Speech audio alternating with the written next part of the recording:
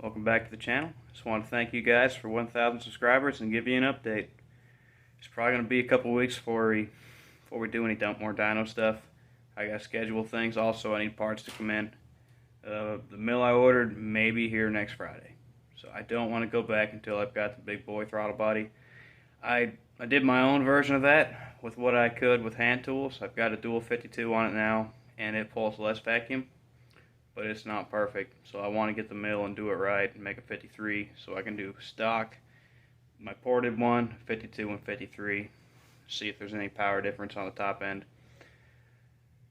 and then I'll put push rods in it too. I may not be able to do it on the dyno. We'll see if they let me. Also, once I get the mill, I really think it'll make it easier to modify a Speedmaster intake, so I'll have to get some money up and get one of those ordered too. I hope it works out. I really hope the Speedmaster intake works out because I think ProCharge Mopar, I think he said he got them for $135 on Black Friday.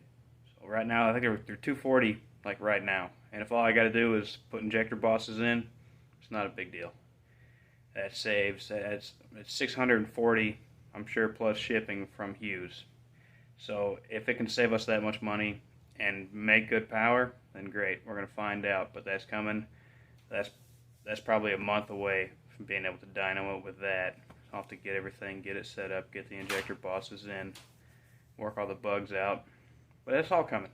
Just gotta wait for parts and wait for the machinery to get here. So just wanted to share with you what I'm going to do, my cheap project, while I'm waiting for everything to come in. I started this channel working on the 240. Just getting used to talking to the camera and everything else. And I'm still not super comfortable with it, but it's getting easier. But I'm going to borrow the blower off the Dakota and put it on the 1UZ in my 92 240SX. This thing sat forever, and I bought a car. If you haven't seen the early videos, I bought a car. It was an LS400. I paid $800 for it. I parted it out, made $1,200 back, and kept the drivetrain.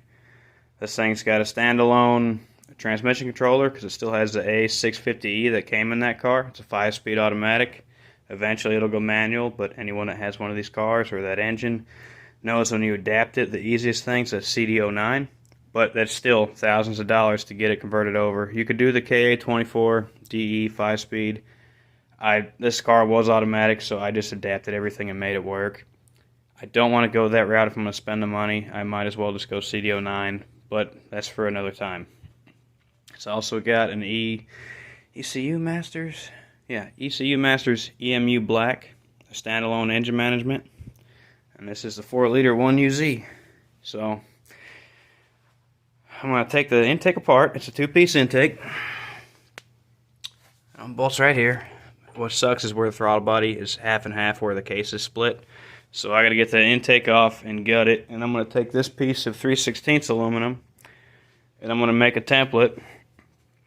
Get it on there, get the blower lined up, get the blower bolted down. This 3/16 isn't going to cut it for actual use, but it'll work for mocking everything up, just like I did with the blower on the Jeep.